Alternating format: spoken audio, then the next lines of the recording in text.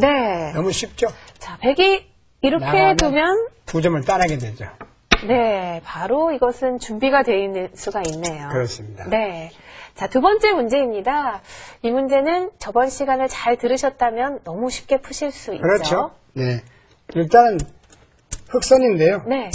뭐 이건 뻔하죠. 네. 어디다 둬야 되겠습니다. 다른 곳을 두면 안 되고 이런데 막아도 안 되고 막으면 늘어서 큰일 나죠. 그렇죠. 네. 여기서 이렇게 한 점 따내면 이건 이제 가장 초보적인 수인데 쉬운 문제를 내봤습니다. 네. 따내면 빵 때림 30집도 되겠네요. 그리고 102점도 위험합니다. 네. 자, 이 문제는 이 세 문제 중에서 가장 어려운 문제라고 할 수 있겠는데요. 그러나 이것도 단수만 알게 되면 이런 데만 안 들어 이걸 자충을 줍니다. 이걸 들어온 다음에 이렇게 따서 이게 오히려 곤란해지네요. 이 안 되면 죽게 됩니다만 이렇게 네. 두지는 않을 겁니다. 여기서는 이쪽으로 맞게 되면 이거 들어가면 안 돼요. 이거 단수가 돼서 네. 일이 맞게 되면 이건 더 이상 달아날 데가 없죠. 자, 이렇게 둘 수는 없는 거고요. 착수금지 구역이죠. 네, 들어야죠. 자, 백이 이렇게 둔다면 따내서 2점을 잡게 되네요. 네. 자, 돌을 잡는 방향과 또 돌을 잡는 방법에 대해서 공부를 해보았는데요. 네, 지금까지 세 문제를 풀어보았는데 화면을 통해서 정답을 다시 한번 확인하시겠습니다.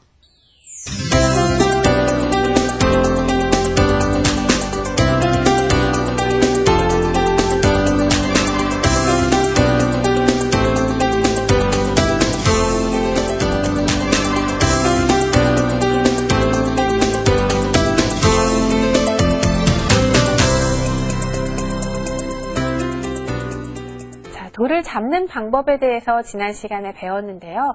이제는 바둑에는 삶과 죽음이 있죠. 그렇죠. 네, 바둑은 어떻게 두어야지만 완벽하게 살 수 있는지 여러 가지 문제를 통해서도 또 한번 배워보도록 하겠습니다. 네, 지금부터 함께 보실까요? 네, 그런 경우는 이제 두 눈 만들기라고 합니다. 네. 모든 경우도 두 집이 있어야 산다. 바둑용어가 참 재미있죠. 집이 있어야 살죠. 여러분들께서도. 그래서 두 집을 내야 바둑은. 아무리 바둑은 거대한 대만을 하더라도 두 집이 나지 않으면 사람도 숨을 수 없듯이 바둑도 살 수가 없습니다. 두 집 만들기가 어떤 건지 한번 알아보도록 하겠습니다. 네. 자, 우선 가장 쉬운 것부터 해보겠습니다. 네. 우선 만들어 놓고 한번 해보죠. 변에서, 중앙에서 세 군데 한번 해보겠습니다. 그리고 나중에 좀 더 어려운 문제를 풀어보겠습니다. 이렇게 되어 있으면 이제 포위라고 합니다.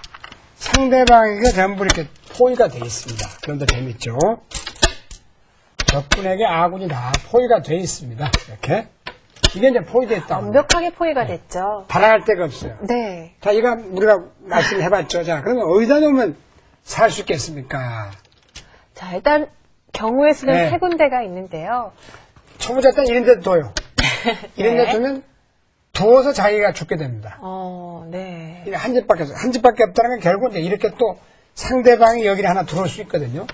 들어오면 따내게 되는데 마지막에는 이런 경우는 다 막혔기 때문에 이걸 놓고 딸 수가 있어요. 다 드러냅니다. 이 수가 없다면 이쪽은 둘 수가 없지만요. 착수금지였지만요.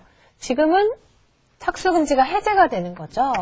네. 이렇게 잡으면서요. 잡으면서 끝납니다. 그러면 이 정도는 좀 참고로 한다 해도 어디다 놓으면 살겠습니까? 그래서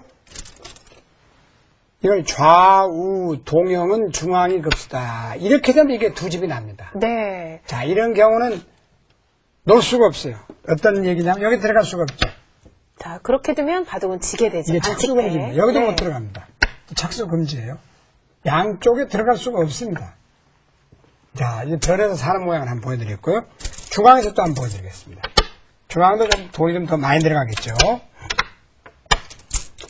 네, 사는 것과 죽는 걸 모양을 보여드리겠는데요.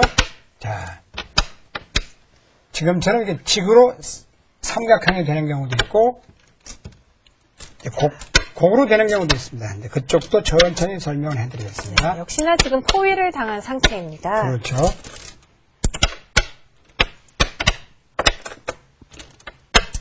자, 이렇게 되어 있습니다. 네.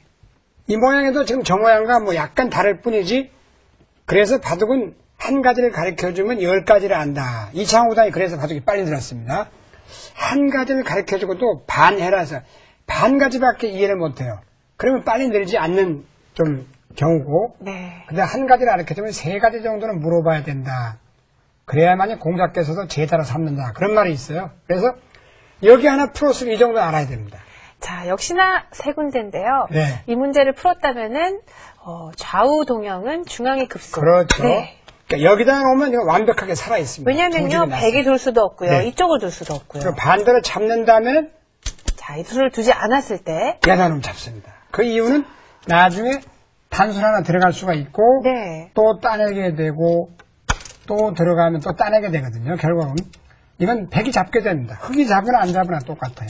흙이 잡아도 한 집밖에 안 났기 때문에 이거를 잡으면서 이 돌을 드러낼 수 있을 그렇죠. 때는 드러낸다. 착수금지가 해제가 네. 되는 거죠. 그래서 이런 경우는 예를 들면 네. 이렇게 다 둘러싸여서 이렇게 되면 이걸 안 놓고 땁니다. 여기를 안 놓고 바둑이 끝나게 되면 그냥 드러내게 되겠습니다. 이거 한 집은 메울 필요가 없습니다. 네. 일부러 놓고 딸 필요가 없습니다. 그래서 이걸 이제 칙삼궁이라고 하고 이제 꼬부라진 걸 한번 보겠습니다. 약간 꼬부라진 게 있어요. 집으로.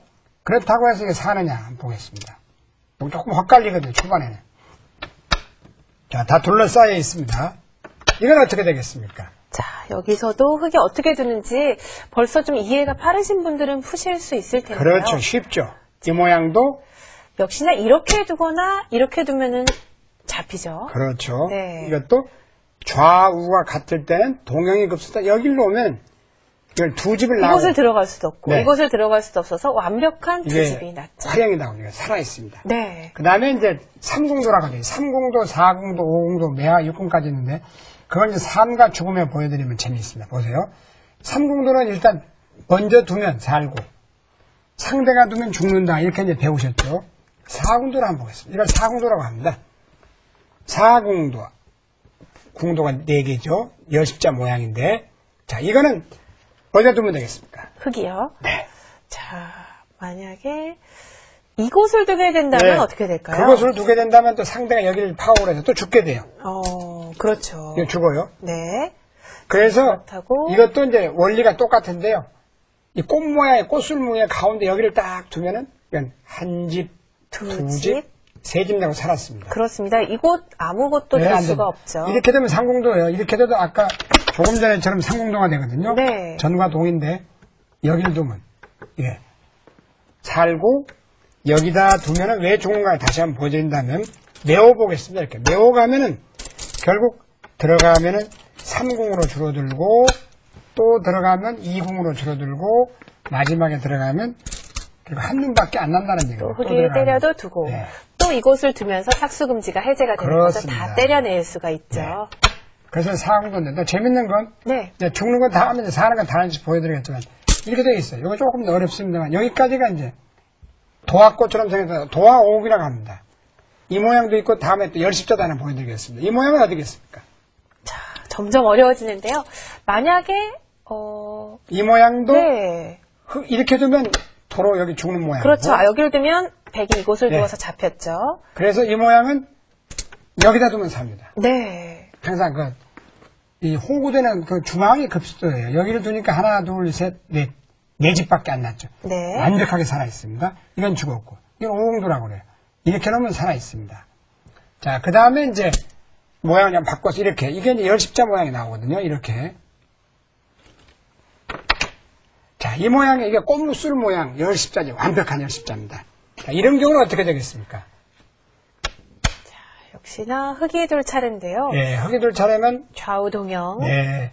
중앙의 급소겠죠. 그렇죠. 이런데도 치중당해서 그렇죠. 이런데도 안 되고 여기도 안 되고 다 똑같은 형태입니다. 이렇게 되면 네. 이걸로 죽게 됩니다. 네. 그러면 이렇게 좌우동형 중앙의 급수 여기다 넣으면 살고 흑선이라고 합니다. 흑선 활 흑이 살았고 백이 백선 흑사 이렇게 말합니다. 백이 먼저 두면 흑이 죽었고 그건 다 죽은 돌입니다. 드러냅니다. 흑이 두면 살아있습니다. 이 궁도는 마지막으로 하나 더 가야 되는데 그래서 이걸 도화꽃처럼 생겼다 해서 이름을 재밌게 붙였습니다. 그 꽃 이름을 잊어버렸을 때는 오궁도다, 사궁도다 붙이면 됩니다. 자, 이름 모양이 하나 더 나갑니다. 이렇게.